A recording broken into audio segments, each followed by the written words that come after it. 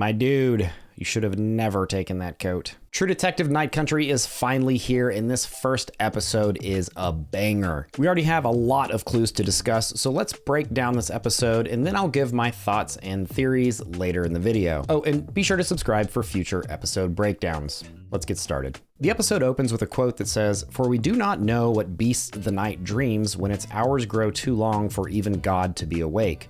Hildred Castaigne. Hildred Castaigne is, of course, not a real person, but instead a fictional narrator created by author Robert Chambers to tell a story in his 1895 horror collection, The King in Yellow, a book that many say was the key to understanding True Detective Season 1. So a nice nod back to the incredible first season of this show, which kicked off the True Detective series. Next, we're shown the Alaskan landscape on December 17th, which is the last sunset of the year as we head into the 2 weeks of darkness in which our show takes place. As the sun sets, a herd of elk appear to lose their collective mind as they jump off a cliff with the setting of the sun. These dudes apparently know something bad is coming, and they're not about to stick around for it. We cut to the Salal Arctic Research Station, where we observe members of the crew going about their day when one of them appears to be having some type of seizure before he says she's awake, and the lights go out. We then cut to a delivery driver approaching the station 3 days later. The driver enters the facility calling for someone to help with the delivery, but isn't finding anyone until we see a figure cut across screen in the shadows. At one point, he drops his keys in the kitchen, and as he bends down to get them, finds a human tongue on the floor.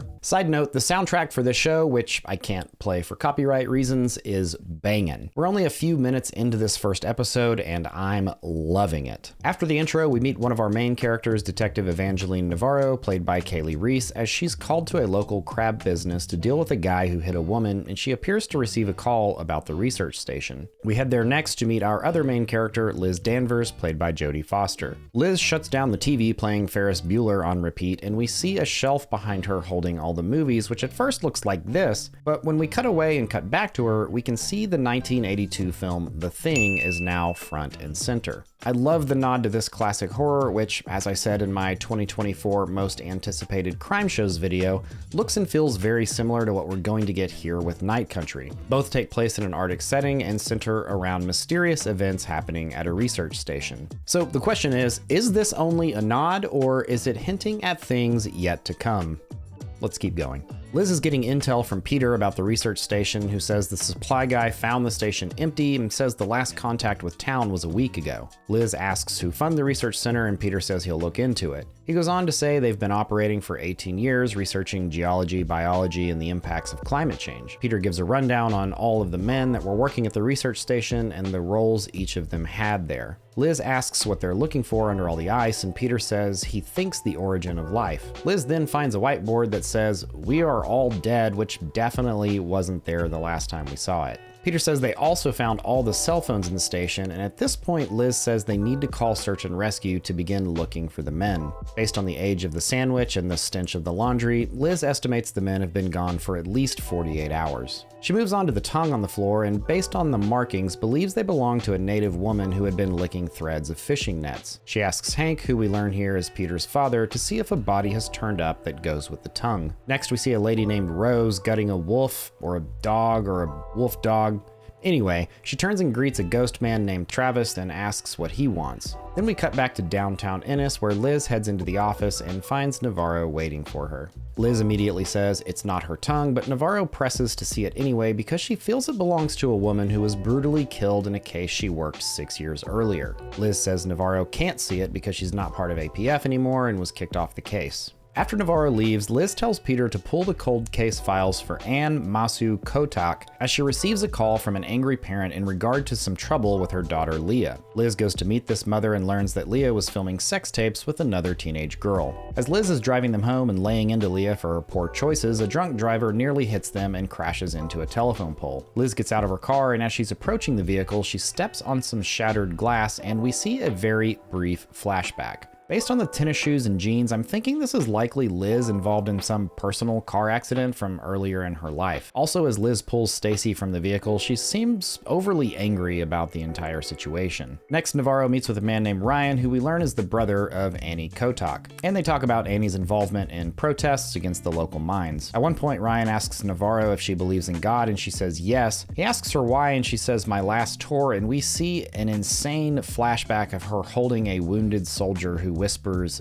"Listen," in her ear. The conversation wraps up when Navarro receives a call from another cop, Cooper, who says it happened again, and Navarro heads out to meet him. He tells her that her sister hysterically called in saying someone was in her apartment, even though the doors and windows were locked and she was alone. Navarro enters the apartment and finds Julia, who apologizes and proclaims that she's nothing like their mother. Navarro says they can discuss options, presumably for drug use, but Julia refuses, saying no hospitals. Back at the station, Hank tries to let Stacy, the drunk driver, go because of the racket she's making in her cell, but Liz says she can't let her go just because they've hooked up before. Hank says he's engaged to a Russian girl who's coming for Christmas and they're going to be married. Liz tells Hank she needs the Kotak files that he took home after a flood, and he says he'll see if he has them. Next, we see Peter at home finding a disturbing drawing his kid did of a person with what looks like their eyes and fingers removed. He asks his wife Kayla about it, and she says it's local legend from their culture that their grandmother had told their son. After this conversation, they start kissing, and when Peter's phone rings, Kayla appears to try to take a bite out of his neck, and he pushes her off and takes the call from Liz, who says she needs him to go to his dad's and retrieve those cold case files from his house. Peter heads over and finds his dad preparing a room for his new Russian wife, and sneaks into the other room to toss the files out the window just before his dad comes in. Cut back to Rose, who again sees Travis, the barefoot ghost, out her window, and she begins following him into the dark. Back at Liz's place, Peter delivers the files and asks for details about the case. Liz begins going through the files, saying Navarro was the first on scene and that her name was Annie Masu Kotak, but most people called her Annie K. She had been stabbed 32 times, and I do want to point out this picture because it looks like it has part of the symbol that we saw in the trailer, so I'm thinking this will be part of some importance later on. Liz continues that the murder weapon was a sharp, unidentified object that left a star-shaped wound, which was never found, and that her tongue had also been removed and never recovered. Liz says they left the missing tongue part under wraps so it didn't get out to the public. She goes on to say Annie was a midwife, activist, and protester fighting the mine and driving everyone nuts, leading to a lot of haters. Peter says Liz lied to Navarro because she clearly does know the case and that she did in fact study it. Liz said it's because Navarro was obsessed with the case and wouldn't let it go. She started bugging the wrong people, like mine people and a person named Kate McKittrick, which got her in a lot of trouble, and Hank had to take her off the case. When Liz came to town, they started working together, and Navarro asked Liz to reopen the case, but she wouldn't do it because she said Innis, the place, killed Annie. No killer was going to be found. Next, Navarro visits a man named Eddie for some grown-up playtime, and she later discovers his SpongeBob toothbrush and takes it with her as she's leaving. And much like Chekhov's gun, could there be a Chekhov's toothbrush at play here? Now that this SpongeBob toothbrush has been shown and stolen,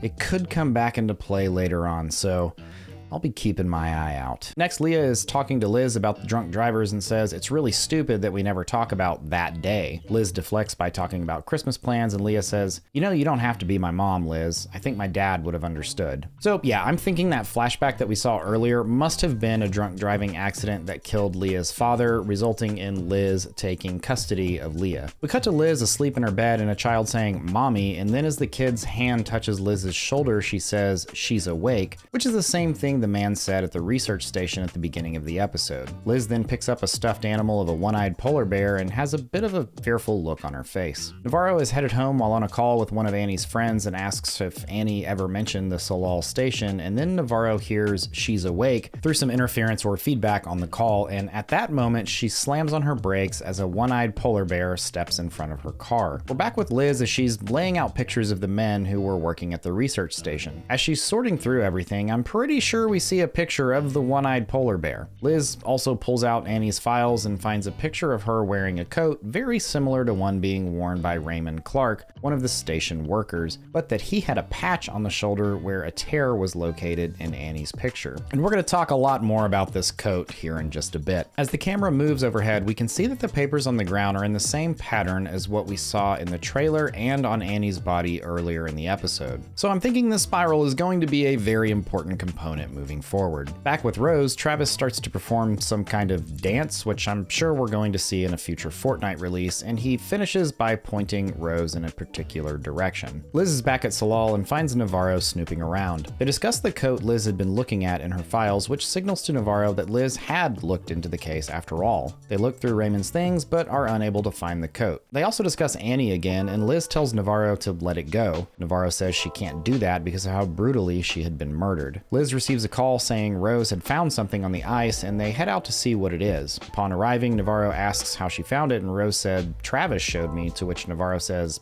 "Travis is dead," and Rose says, "I know." And the episode ends as we see three frozen men who appear to have been petrified by whatever it was that put them there. My goodness, what an opening episode. I don't know about you guys, but I thought that was fantastic. All right, let's talk about the coat and this Raymond dude. Turns out he's the one who is twisting and shouting at the research station and saying she's awake. During this scene, he's actually wearing this coat with the patched shoulder. Since things started with him and he's the one wearing Annie's coat, I can only have one real theory after this first episode, and that's that things actually are going to be paranormal or supernatural. With the half image of Annie's spiral tattoo, the spiral on the dude's forehead from the trailer, the spiral of the documents on the floor underneath Liz, oh, and not to mention the tongue, it's feeling quite likely that Annie's back for revenge. Now, of course, that would make this season quite a bit different from past seasons, but I can't think of any other way that this is gonna go. If we had seen one or two odd elements, then maybe it looks paranormal, but then later it gets explained away.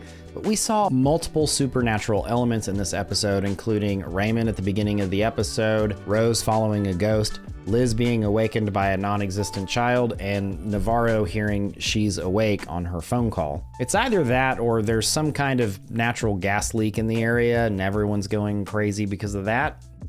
It's one of those two things. There's literally no other possible outcome.